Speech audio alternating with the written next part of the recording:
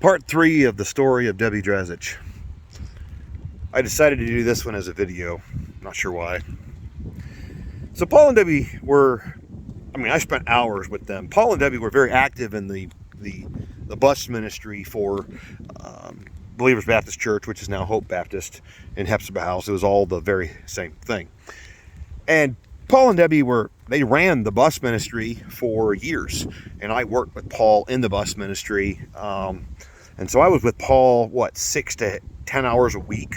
Spent a lot of time with him during my formative years. So I know Paul and Debbie very well. It was years later after I had left and gone back and left and gone back and left and gone back. Came back, it was about 4 to 5 times when I did that. And I was finally married. And me and my wife at the time were on staff there at Hephzibah House. And I was doing all the IT work for Hephzibah House at the time. So this had been close to 10 years ago now? Wow, time flies. And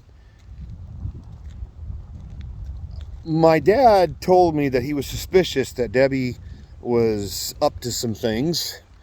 And he didn't know what it was, but he just didn't feel right about it. He said, something's wrong. So I put on piracy software on all the computers.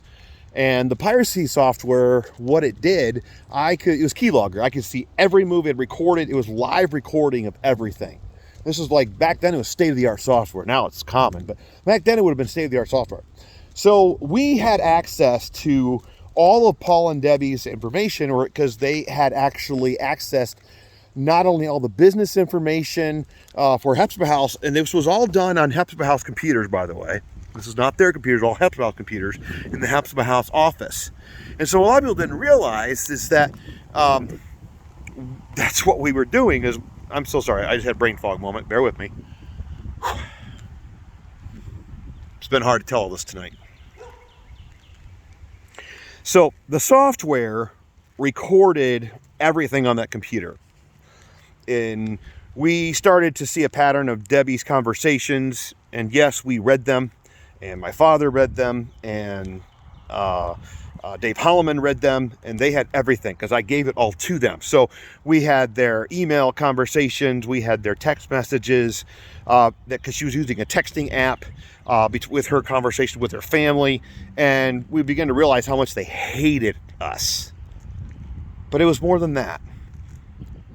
As we watched all these recordings, and by the way, what we did was absolutely evil and horrible. And I was of age, and if there's not a statute of limitations and I need to get in trouble for doing that, I will gladly accept whatever punishment there is for what I did back then, because what I did was wrong. And so I'm going to clarify that, because I was an adult man at the time. I was about I would have been 30, so 32, 30, I was about 30 years of age. So this is 15 years ago. Wow, time flies. So if there's no statute of limitations on this part, or what I did illegally with doing the part I did, I will gladly accept responsibility for my part of this.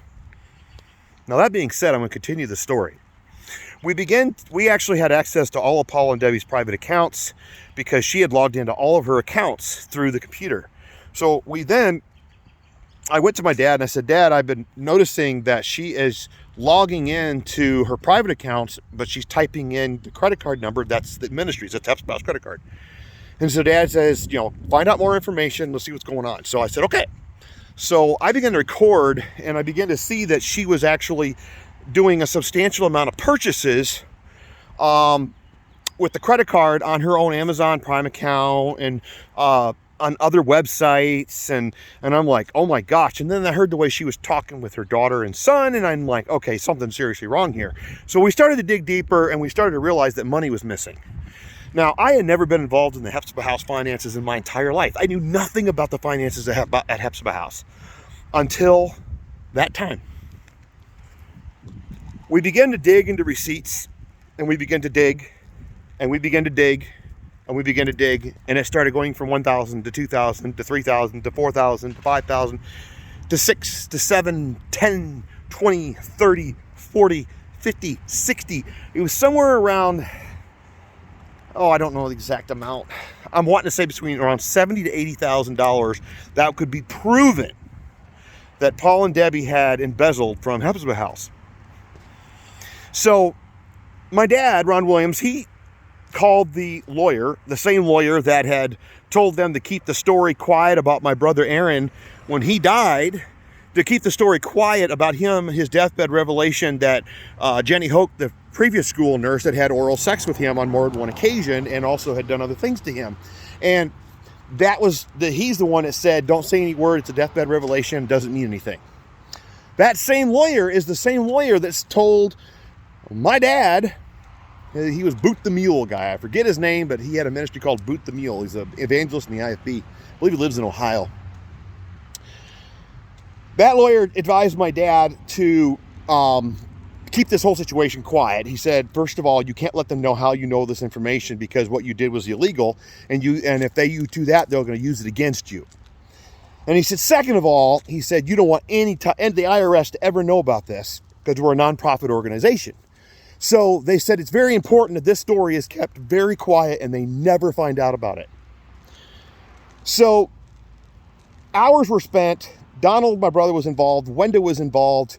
Paul and Sandy Holland were involved. Myself, Naomi, and Ron Williams. We were all sitting in that room, and we spent hours going through receipts and documents. We actually literally would stay up till 3 and 4 in the morning. It took us like 4 or 5 days. We came up with it, and then once they were confronted, they actually supplied receipts, and more was even found out. So there's a couple things that we found out. One is I found out that Dad had been buying silver for all the staff ladies, and was also taking money and putting it aside for himself and for my mom and other things. And I was floored. I had no idea this was going on. And I remember, and even Wenda was so horrified at the amount of money that was being shifted to certain staff people and my dad and the mom and stuff like that. Nobody knew. Dad was just doing whatever he wanted because there's zero control. There was zero accountability. It was Dad does whatever Dad wants to do.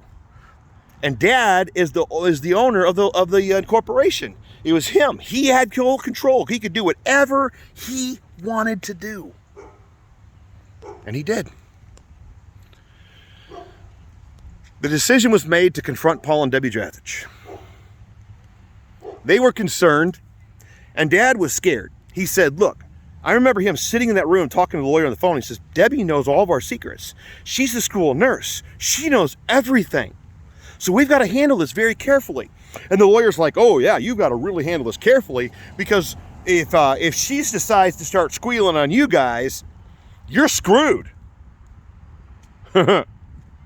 I remember that conversation because I was in that room when I don't remember word for word. I just remember the conversation vaguely. That was the gist of the conversation. And so I couldn't say it was word for word. But the gist of it and then there was a meeting held in that same office. The same office girls were checked in. Same office I was beat as a child. Man, that room saw a lot of evil. That same office. That office. We're sitting all sitting in that office. And we're just fighting. What do we do? What do we do? We don't want Paul and Debbie to take this because that's when all these amazing survivors were protesting against Hephzibah House. And man, they were scared to death that if they told everybody what was going, if they confronted Paul and Debbie, that Paul and Debbie were going to squeal. Well, the decision was made that the dollar amount was too much because we're talking, $70,000, $80,000. The decision made was the dollar amount was too much and that they had to pay it back.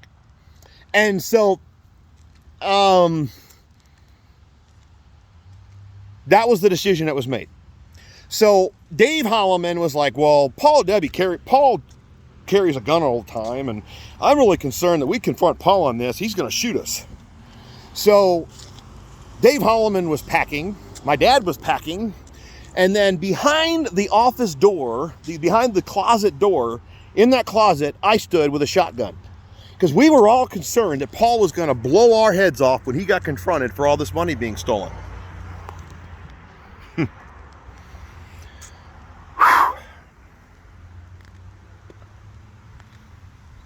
So, the confronting occurred, Paul and Debbie were weeping.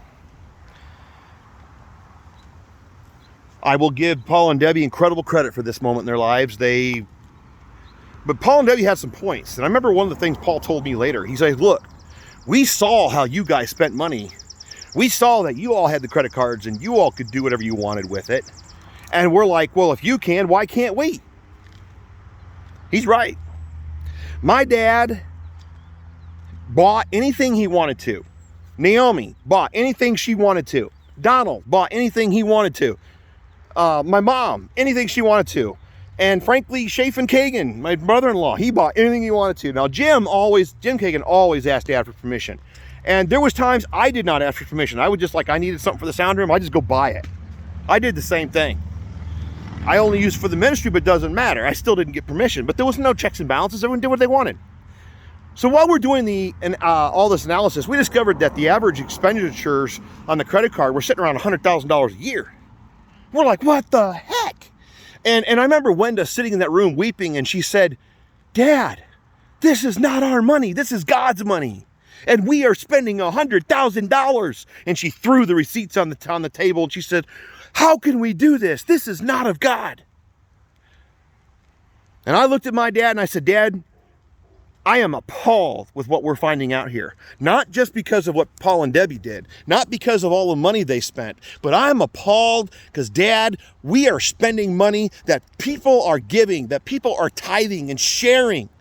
We are giving, they're giving their money. I mean, I can think of some old ladies, and I knew of some of these old ladies that were on Social Security that were sending in money for Hephzibah House to help these precious little girls be rescued. Little did these dear people know what was really going on. These girls were being abused. Now, I didn't understand the abuse at that moment, but at that moment, what I understood was we had a problem. We had no control, and we had turned Hephzibah House into a penny bank for Ron Williams and whatever he wanted to do. My dad and mom ate like kings, people. And when dad liked a certain fancy food, he would go and buy that fancy food for his special diets. Hephzibah House paid for all of it. Dad had no bills. Hephzibah House paid for Dad's medical Samaritan bills. Hephzibah House paid for all of Dad's gas and maintenance on all of his vehicles. Dad didn't have any rent. Dad didn't have any electrical utilities or anything. You know what Dad had? Dad had a penny bank. And the penny bank was called Hephzibah House.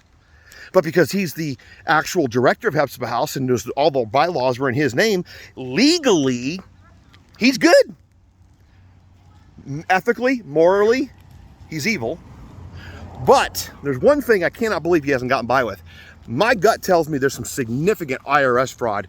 And I know one of the things that the IRS had already yelled at them for was tracking mileage, because they were, so we would just write down a few mileage in this mileage book. Everybody did.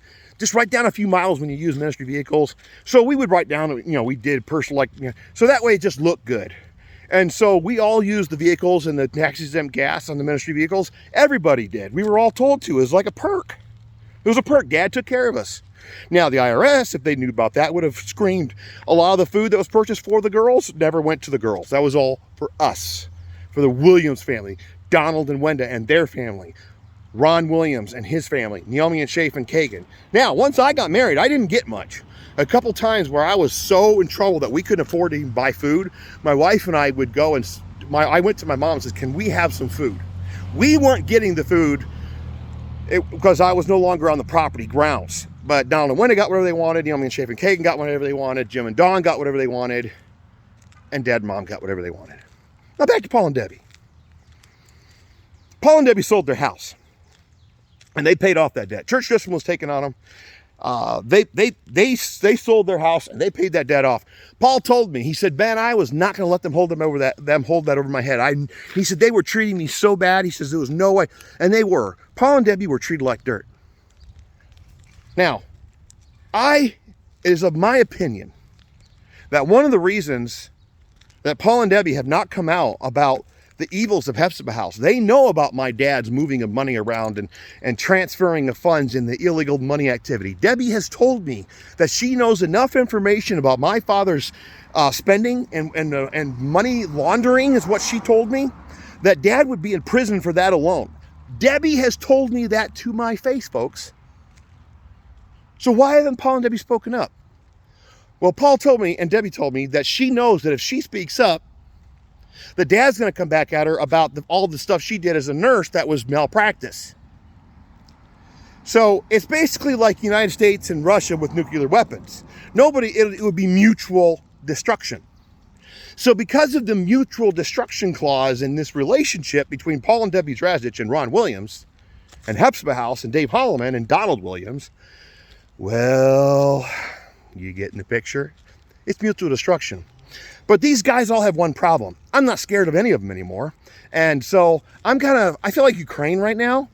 And I'm jumping in. I'm like, hey, everybody, it's time for the truth to come out. And I'm telling the truth. It's all been sitting in my head. It's been killing me. Out of deep respect to Debbie's sister, who I'm a friend with. But by the way, pray for her. That's all I'm going to say. If you believe in God, pray for her.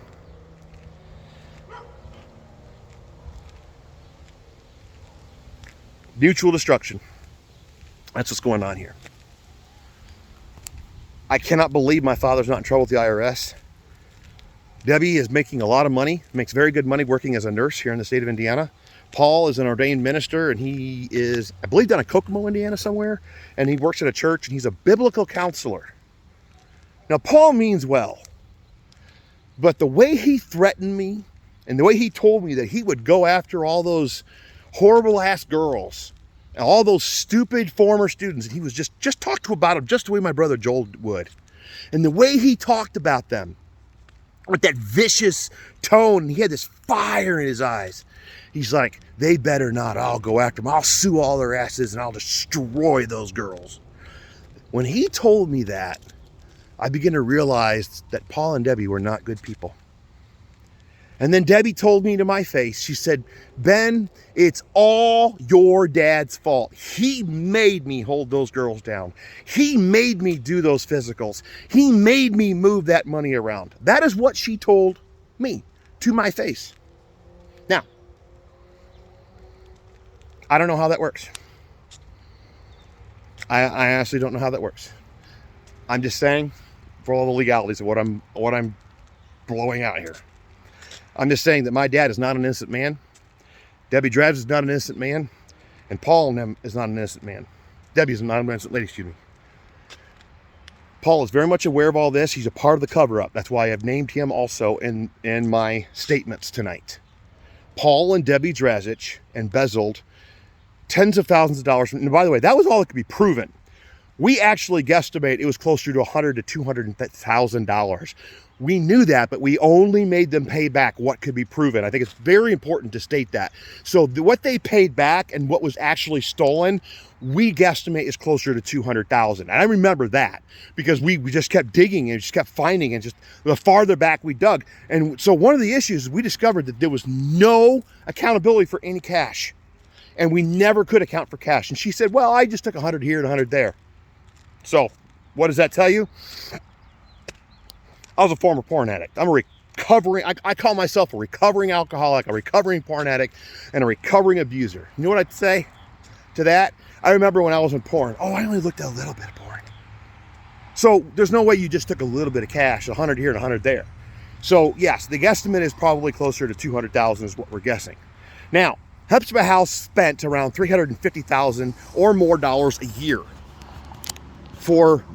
to keep all those girls, because there was so much elaborateness, and it was such an elaborate entity and elaborate setup. The whole system was.